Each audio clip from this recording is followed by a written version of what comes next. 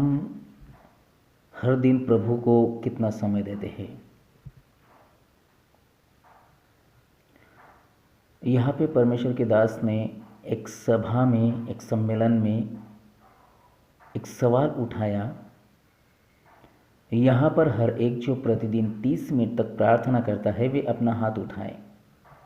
उस पूरी सभा में मात्र एक ही हाथ ऊपर उठा था। फिर अध्यक्ष ने पूछा कि जिन्होंने प्रतिदिन 15 मिनट प्रार्थना की वे अपना हाथ ऊपर उठाए। आधे हाथ ऊपर उठे। जब उसने पूछा कि प्रतिदिन 5 मिनट किसने प्रार्थना की थी, बाकी बचे हाथ ऊपर उड़ गए। क्या यही स्थिति आज हमारे बीच में है? हम सबको अवश्य ही यह प्रश्न व्यक्तिगत रूप से अपने आप से पूछना चाहिए। मैं प्रभु के साथ प्रतिदिन कितना समय बिताता हूँ? आज मसीहों में जो सबसे अधिक आवश्यकता लागू होनी चाहिए वह यह है कि प्रभु की उपस्थिति में प्रतिदिन एक निश्चित समय पढ़ने तथा प्रार्थना करने में बिताएं। शारीरिक दायरे में शारीरिक पोषण के लिए हमें प्रतिदिन शारीरिक भोजन को लेते हुए समय बिताने की आवश्यकता है। आत्मिक भोजन खाने के लिए या आत्मिक भोजन खाने के द्वारा आत्मिक पोषण पाने के लिए हमें और कितना अधिक समय बिताने की आवश्यकता है। वर्तमान स्थिति के अनुसार लगभग सभी मसीही पवित्र शास्त्र के ज्ञान को पाने के लिए यह जानते हैं कि इसका अध्ययन कैसे करें, इसे याद कैसे करें, इस पर ध्यान कैसे लगाएं तथा इसे कैसे खोजें, परंतु बहुत कम यह जानते हैं कि प्रभु में आनंदित होने के लिए परमेश्वर के वचन के पास कैसे आए, यहाँ आत्मिक पोषण को पाए। उन लोगों के समान जिनके अंदर जीवित परमेश्वर रहता है, हमें आवश्यकता है कि हर दिन प्रभु में आनंदित होने, उसे खाने तथा आत्मिक पोषण पाने के लिए परमेश्वर के वचन के पास आने का समय अलग रखें। हमें रखना है परमेश्वर के पास आने का समय। हमारे सांसारिक कामों में या फिर हमारे पारिवारिक कामों में हमें उसे सम्मिलित नहीं करना है और हमको समय अलग करना है कि परमेश्वर के साथ में हर दिन प्रतिदिन मैं सिर्फ आधा घंटा, ना मैं 5 मिनट, ना हम 15 मिनट के लिए आए। दूसरों की गवाहियों तथा अनुभवों से यह स्पष्ट है कि हमें प्रतिदिन परमेश्वर के संपर्क करने तथा उससे सामर्थ्य पाने के लिए कम से कम आधा घंटा प्रभु के साथ बिताना आवश्यकता है। और यह 10 मिनट में पर्याप्त नहीं हो सकता।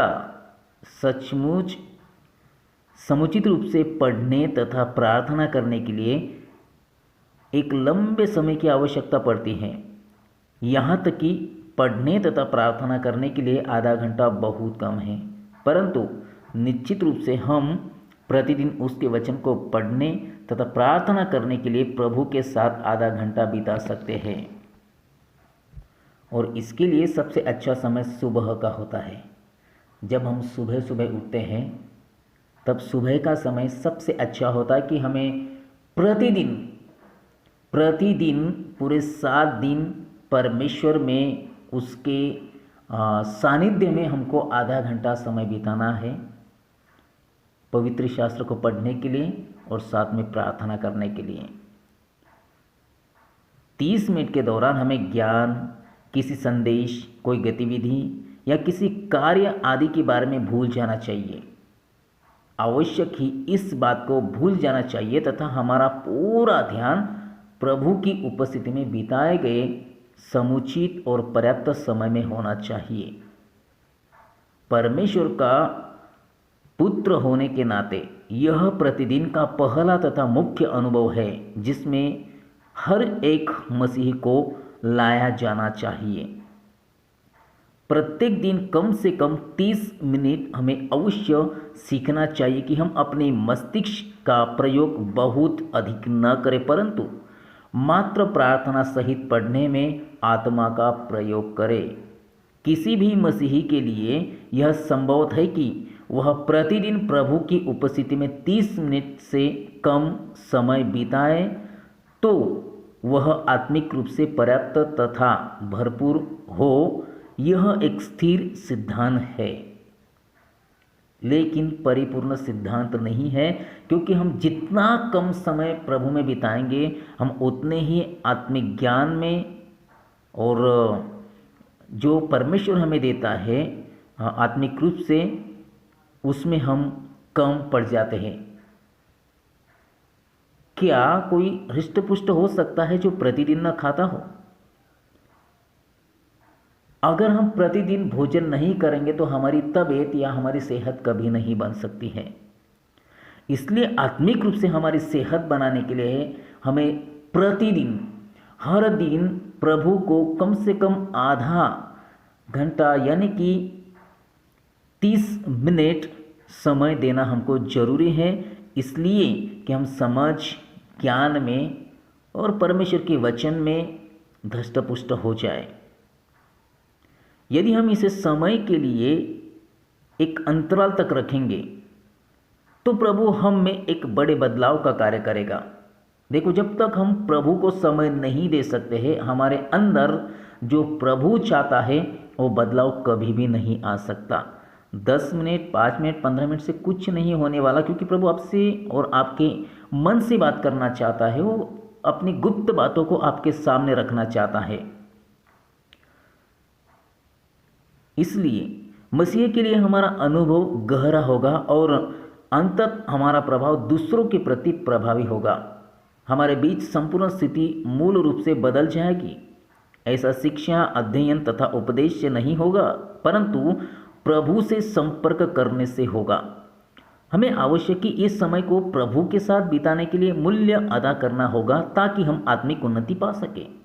देखो, आपको कीमत अदा करना है कि परमेश्वर के साथ में समय बिताने के लिए।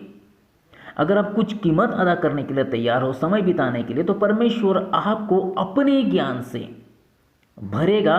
और जब तक आप समय नहीं बिताते हो, हम या आप आत्मिक ज्ञान से नहीं भर सकते।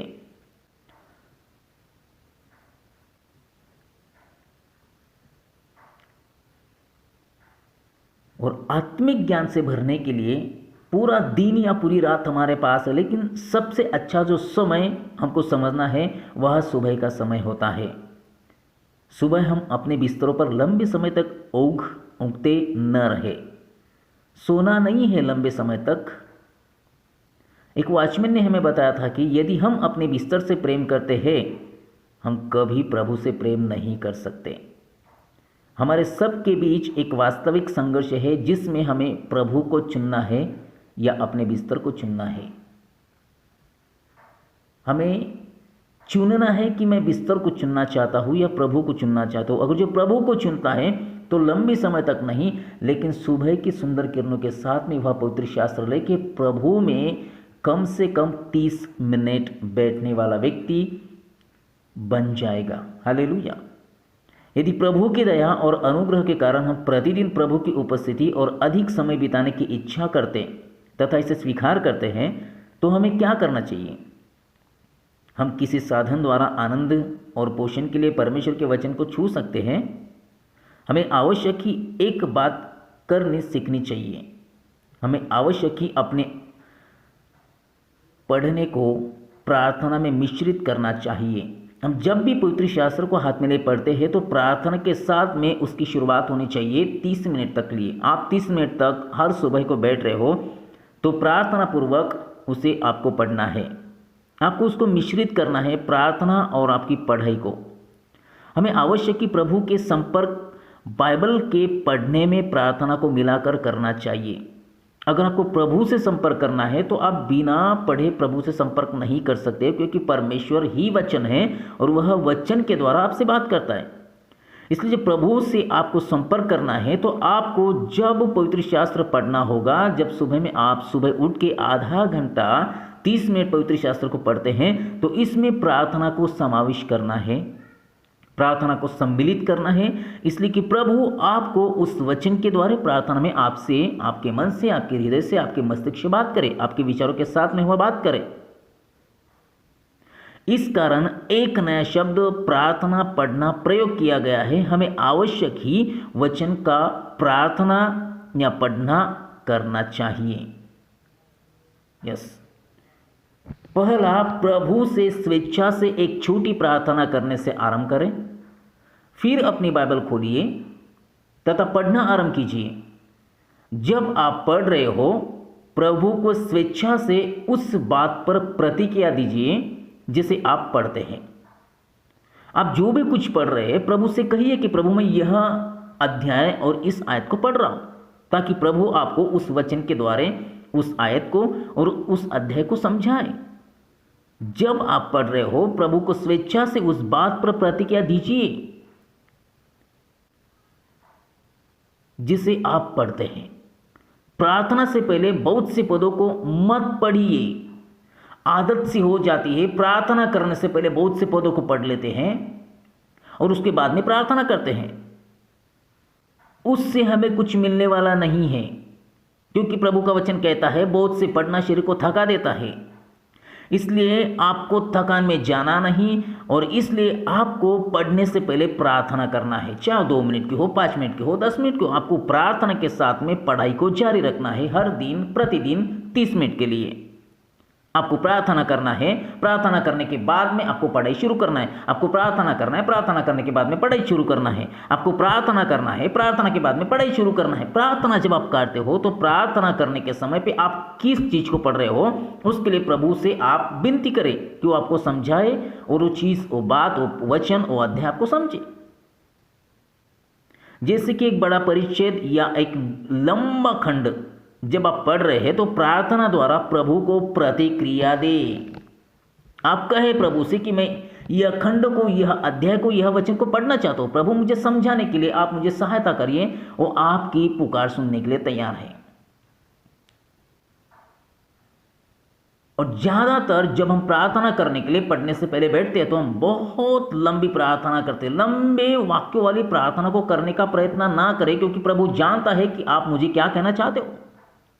ज़्यादा आपके बड़बड़ करने से, ज़्यादा बकबक करने से, ज़्यादा बातें करने से प्रभु आपकी प्रार्थना सुनेगा बिल्कुल नहीं। लेकिन आपके मन में क्या है, वो उसको आपको कहना है कि प्रभु मैं इस अध्याय को पढ़ना चाहता हूँ, प्रभु मैं इस अध्याय को पढ़ना चाहती हूँ।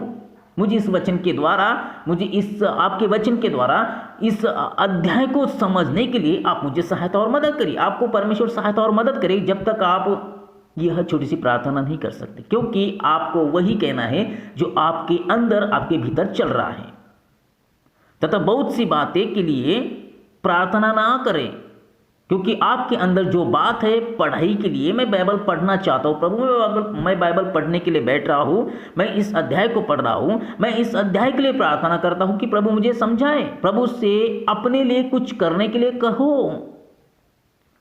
हम बहुत बार समझ नहीं पाते कि प्रभु हमसे इतना बड़ा है तो मैं किस तरह से बात करूँ कि प्रभु मेरे लिए कुछ करे। आपको करने के लिए उसे कहना है। साधारण रूप से जिन शब्दों को आप पढ़ते हैं उनके साथ प्रार्थना करना सीखें। मूल्यवान प्रार्थना जो प्रभु से संपर्क करते हो, जो आपके भीतर की उस प्रतिक्रिया को बोले या अभिव्यक्त करे जिसे आप वचन में पढ़ रहे हो। उस बातों को आप अपने मुख से निकालें कि जिस वचन को आप पढ़ रहे हो, ताकि उस वचन के जो सार है, उस वचन का मीनिंग है, उस वचन प्रभु आपसे सिखाना चाहते हैं। लेकिन जब तक आपके अंदर प्रभु को आप काम करने के लिए नहीं कहोगे, वो आपके भीतर, आपके अंदर काम नहीं करेगा और ना ही आपको वचन का सारांश पता चलेगा, ना ही आप समझ पाओगे। प्रतिदिन 30 मिनट बिताते हुए समय में हमें प्रभु से बहुत सी बातें नहीं मांगनी चाहिए, परंतु मात्र उसकी सहभागिता में बने रहना चाहिए तथा उसमें आनंदित होना चाहिए। जितना अधिक हम उसमें आनंदित होंगे उतना ही अधिक वह प्रसन्न होगा। यदि हम उसे यह करने तथा वह करने को कहते हैं, वह कहेगा मूर्ख बच्चे, इन सब बातों को मुझसे करने के लिए कहना आवश्यक नहीं है, मैं इनकी सुधि ले सकता हूं, तुम्हें मात्र मुझसे आनंदित होना है। Hallelujah, hallelujah. इन सब बातों को आपको कहने से कुछ नहीं मिलने वाला, आपको आनंदित होना है सिर्फ, क्योंकि प्रभु चाहता है कि आप आनंदित हो। हालेलुया। नया नियम में प्रभु यीशु परमेश्वर के वचन को आत्मिक भोजन कहता है? यीशु ने उत्तर दिया, लिखा है, मनुष्य केवल रोटी ही से नहीं परंतु हर एक वचन से जो परमेश्वर के मुख से निकलता है जीवित रहेगा। और हम यह वचन परमेश्वर की पवित्र शास्त्र, परमेश्वर की पवित्र किताब मत्ती अध्याय 4 और आयत 4 में पढ़ते हैं। हर एक वचन जो परमेश्वर के मुख से निकलता है वह हमें पोषण देने का आत्मिक भोजन है। जब तक वह आत्मिक भोजन आपको पढ़ने के द्वारा नहीं मिलता, आप अंदर से बढ़ेंगे नहीं, आपका पोषण कम रहेगा, आप नहीं बढ़ सकते, आप हृष्ट पुष्ट नहीं हो सकते, आपकी तबीयत में सुधार नहीं आ सकता, आप में बदलावट नहीं आ सकती जब तक आप परमेश्वर को कम से कम आधा समय नहीं देंगे। पवित्र शास्त्र से 3 घटनाओं को प्रकट करती है जिसमें परमेश्वर के वचन को खाया गया। एक यिर्मयाह की है जिसने कहा, जब तेरे वचन मेरे पास पहुंचे तब मैंने उसे मानो खा लिया। ओ प्रेज़ द लॉर्ड, परमेश्वर की स्तुति हो जी। परमेश्वर का वचन कहता है 15 उसका अध्याय 16 में, यिर्मयाह उसका 15 अध्याय और उसके आयत 16 में, और इस तरह से कहता है परमेश्वर का वचन। यिर्मयाह कहता है कि जब तेरे वचन मेरे पास पहुंचे तब मैंने उसे मानो खा लिया। आपको खाना है, परमेश्वर के वचन को पढ़ना है, आपके उसको लागू करना है। परमेश्वर के वचन जब आप पढ़ते हो तो आपके मुंह के अंदर से, आपके हृदय में, आपके अंतःकरण में, आपके मस्तिष्क में, आपके संपूर्ण जीवन में वो सम्मिलित होता है, वो जाता है ताकि आप खा रहे हो। आपको खाना है परमेश्वर का वचन। हालेलुया। यह विवरण हमारी मानवीय धारण के अनुसार नहीं है। यदि हम बाइबल में न लिखी गई होती, यदि यह बाइबल में नहीं लिखी गई होती, हम कभी यह न सोच पाते कि हमें अवश्य ही परमेश्वर का वचन खाना चाहिए। बाइबल में इस बात को लिखा गया है कि अवश्य हमें परमेश्वर का वचन खाना जरूरी है, इसलिए हमको परमेश्वर के वचन को खाना जरूरी है। हम कह सकते हैं कि हमें आवश्यक है कि यह कहेंगे क्या? वचन के बारे में सीखना तथा वचन का अध्ययन करना चाहिए। ज़्यादा से ज़्यादा हम यह कहेंगे कि हमें परमेश्वर का वचन ग्रहण करना चाहिए, परंतु हम कभी भी खाना शब्द प्रयोग नहीं करेंगे। यिर्मयाह ने परमेश्वर का वचन खाया, इसका अर्थ है कि उसने अपने भीतर वचन को ग्रहण किया, इसका समावेश किया तथा इसे स्वयं का एक भाग बनाया। आपको परमेश्वर के वचन को खाना है और आपका स्वयं का हर दिन प्रतिदिन परमेश्वर का वचन का आपको एक भाग बनाना है। इसी में यिर्मयाह ने यह भी कहा, और तेरे वचन मेरे मन के हर्ष और आनंद का कारण हुए। यह एक प्रकार का आनंद है, परमेश्वर के वचन को खाना, अपने जीवन का एक भाग बनाना, अपने जीवन में परमेश्वर के वचन को उतारना। वचन के खाने के बाद हर्ष बना तथा आनंद का कारण भी हुआ। आनंद भीतर अनुभव है, आनंद आपके भीतर का अनुभव है। जब तक कि आप परमेश्वर के वचन को खाते नहीं, अपने जीवन में नहीं लाते हैं, अपने मुख से नहीं कबूल करते हैं, बोलते हैं, परमेश्वर को आप समय नहीं दे सकते हैं, आपके जीवन के भीतर आनंद का अनुभव आप कभी भी महसूस नहीं कर सकते। इसलिए आपको दिन प्रतिदिन परमेश्वर को 30 मिनट देना है। पढ़ने से, बाइबल पढ़ने से पहले आप जिस भाग को पढ़ रहे हैं उस भाग को पढ़ने से पहले आपको 2 या 3 मिनट के लिए प्रार्थना करनी है, और उसके बाद में जिस अध्याय को, उस प्रार्थना के साथ में जिस अध्याय को आप पढ़ रहे हैं उस अध्याय को आपको समझने के लिए परमेश्वर से मांगना है, क्योंकि वह आपके दिल की बात जानता है। आपके दिल में वही है कि वो आपको समझे, जो आप पढ़ रहे हो उसको आपको समझे। और जब आप इसी रीति से शुरुआत करते हो तो परमेश्वर को आप आज्ञा देते हो कि आप मुझे समझाने के लिए प्रभु आप मदद करिए, आप उसे काम दे, आपके अंदर वह काम करना चाहता है, आपको उसको आपके अंदर काम देना है।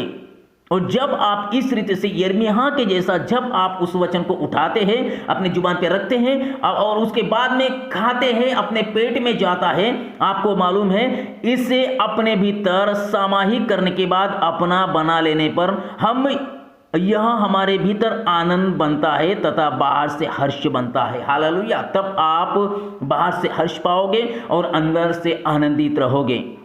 ऐसी कई पद है जो हमारे इसे के समान विचार देते हैं। दाऊद ने कहा, तेरे वचन मुझको कैसे मीठे लगते हैं, क्योंकि दाऊद ने भी वचन को खाया था। हम जब वचन को खाते हैं प्रार्थना के साथ में, हमें परमेश्वर के वचन मीठे लगते हैं, ना कि कड़वे। हालेलुया। और जब हम यह बात को पढ़ते हैं, इस दाऊद की इस वचन को, पवित्र वचन को पढ़ते हैं, परमेश्वर के वचन को पढ़ते हैं, तो हम पाते भजन संहिता अध्याय 119 और 103 में कहता है परमेश्वर का वचन, वे मेरे मुंह में मधु से भी मीठे हैं। क्या है परमेश्वर का वचन? मधु से भी मीठे, वह मेरे मुंह में जब जाते हैं।